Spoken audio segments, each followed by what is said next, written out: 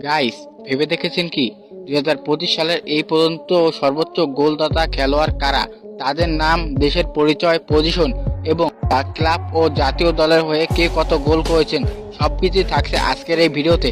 তাহলে চলুন শুরু করা যাক আজকের এই ভিডিও। নাম্বার 5, মোহাম্মদ সালাহ। মিশরের এই তারকা ফুটবলার লিভারপুল হয়ে খেলছেন। তার পজিশন রাইট উইঙ্গার। তার ক্লাবের গোল 26টি এবং জাতীয় দলের গোল 3টি। তার সর্বমোট গোল 29টি।